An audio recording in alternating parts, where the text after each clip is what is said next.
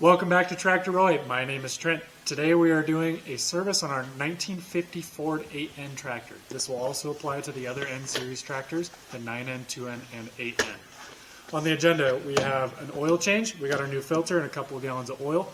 We will be greasing the chassis with all the various certs that we can find. And I noticed our fuel sediment bowl is leaking, so we will replace that as well. We will be checking our hydraulic and transmission fluid. We won't be changing it because I have to tear into the axle. We got a leak. If you'd like to see other videos on the maintenance and repair of your Ford 8N tractor, make sure to check out the channel. I have a bunch of other videos on there. I'm always uploading them on this one.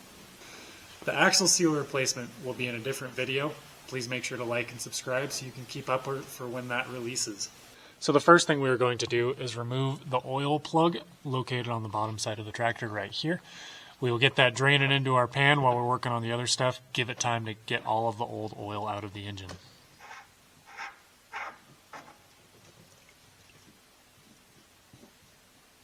It's good to do a visual inspection of your oil as it first comes out of the bottom of the oil pan. Water is heavier than oil. Oil will float on top. So if you have a leak, like your head gasket's blown, and you're getting coolant into the engine, it'll sit right here at the bottom. And that'll be the first to drain out. And another thing to look for is if you have bad bearings, you'll see lots of chunks of metal and shiny, like glitter almost inside of this. In addition to doing regular oil changes, it's a good idea to keep an eye on those kind of things. And it lets you know of engine problems that you may be having to deal with in the future. So this screen is attached to our drain plug. This should have a magnet in there that'll catch all the extra junk that falls out. If you had bearing issues, big chunks of the bearing coming out, or connecting rods or pistons or any other damage like from your rings and whatnot, that would be caught in this little basket and you'd be able to tell. It is dirty in here, but it doesn't look like anything that we need to be concerned about. There's a little bit of sludge in there, but this is an old tractor, some wear is expected. This is our oil filter housing. It has what is known as a cartridge style oil filter. We will take this nut off, pull the old filter out, stick the new filter in. So oil filters don't filter all of the oil all of the time. Most of the engine or the oil is flowing through the engine, and a certain percentage goes through this at any one time. Oil filters don't filter all of the oil all the time. There is the majority of the oil that flows through the engine, and a certain percentage comes into here to get filtered out. And how oil filters work is everything's trying to go from the outside in. And it tries to go through this filter, or this pre-screen here, and then the filter media on the inside. The contaminants that are in the oil will get caught on this filter, on these little pleats here. And it's pleated, just a bunch of folds back and forth, so it has the most surface area possible. The more surface area that you have, the less resistance there is for the oil to flow through. The longer an oil filter is in service, the better it will be at filtering. As strange as that sounds, every time contaminants plug up some of these holes, it makes smaller holes that the contaminants have to go through. So it'll filter smaller and smaller contaminants because the bigger ones have already plugged up all the holes. If this gets too plugged, then there's a bypass. This one might not have it, but on other engines it'll have a bypass system. So if it gets too full and oil won't flow through, it'll just totally bypass it so no oil will be going through here. It is a good idea to change these on a regular basis. The oil breaks down. This can clog up completely so that no oil goes through it. And these are relatively cheap compared to replacing an engine. So in this canister, because the oil will go from the outside to the inside, this is our oil inlet coming off of the oil pump. It will flow into this housing and try and get in through here. Once it gets into this center section of the oil filter, it will come out the bottom here into this line as clean oil. And I believe that line goes over to the governor. There's a lot of gears and stuff inside the governor, so it wants clean oil so that way it functions properly. So inside of here we have our spring. That just keeps pressure down on the filter so that this bottom O-ring will seat on this stud that's in the middle. Here's our little pull ring. That's bad. Yeah, it's pretty dirty. Yeah. A fairly good practice, just because of really these are pretty cheap. Just change it once a year. Maybe make it part of your chores in the spring. if you use it a lot. I'm sure you can get away with longer oil change intervals if you don't use it very often, but I mean, it's not that expensive. So there's a rod that's on the inside here sticking up. They just slide over the top. I use a little bit of that old oil to lubricate these seals so we don't tear them as we slide on. Make sure that this thing is fully seated, and it is. Okay, we will want to take out this old gasket right here and use the supplied new gasket with the oil filter. Make sure that you remove the old gasket. It's not really a good idea to double up gaskets like that. Get the lid hand tight. Make sure that that spring is centered over top of the rod that comes up through the middle of this thing. And then snug it up with your wrench. Now we will put 6 quarts of oil right here. This is your fill spout. This is your dipstick for checking the oil level. And here is the argumentative portion of this video. This is the type of oil that I like to use in these tractors. It is a diesel oil, not gas. These old engines have flat tappet cams, or flat tappet lifters and flat tappet cams. They benefit from extra zinc as a wear additive. New oil for gasoline engines has that zinc additive removed. They do have other ones brought in with it, but diesel and gas oils are held to different specification standards. So diesel has those extra lubrication properties that the gasoline oil does not. Again, use whatever you like. This is what I like to use. 1540 on old tired engines, it keeps the oil pressure up.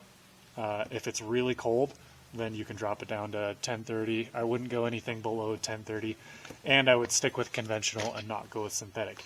On these old engines like that, synthetic is it has such a thin viscosity that it'll sneak past all of these old gaskets and you'll have a bunch of leaks everywhere. So this thicker oil both helps with low oil pressure and worn out engines, and it helps not get past the seals. Okay, and I don't have a funnel, so I'll probably make a mess, but that's what the oil drain pan is for. As you start approaching 6 quarts, you want to pull this to double check, and we're halfway in the lines. So our oil level is good, and we completed changing the oil. Inside of our Ford Operator's Manual, this one in particular is a reprint from Peaceful Creek. Would highly recommend it, very good quality. It shows a diagram of where our Zert fittings are. So you can see that we've got a couple up here. It shows how often you need to grease it. It shows 600 hours, that's how often you need to repack your wheel bearings. 10 hours for most of these grease Zerts that you use a grease gun for. Now it's time to grease it. We have one along each of these steering knuckles. We have one on our tie rod end. Same for the other side. It's also a good idea to keep a paper towel with you to wipe up the excess grease. These steering knuckle ends will take significantly more grease than the tie rod ends do. There's a lot of surface area in here for that grease to have to wrap around and lubricate. We have our tie rod end on this side. We have the rear tie rod end. We have the rear on the other side. We have our clutch pedal.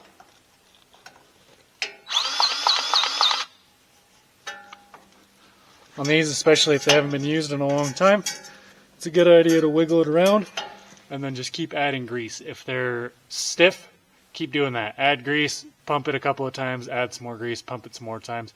With some exercise, these things will loosen up. And then there's usually 1 or 2 fittings on your 3-point.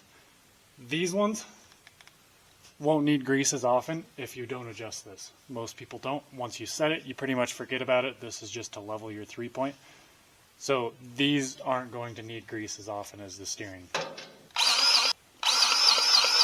Those are the major grease fittings. Now we will check our transmission and hydraulic fluid level. This is a shared system.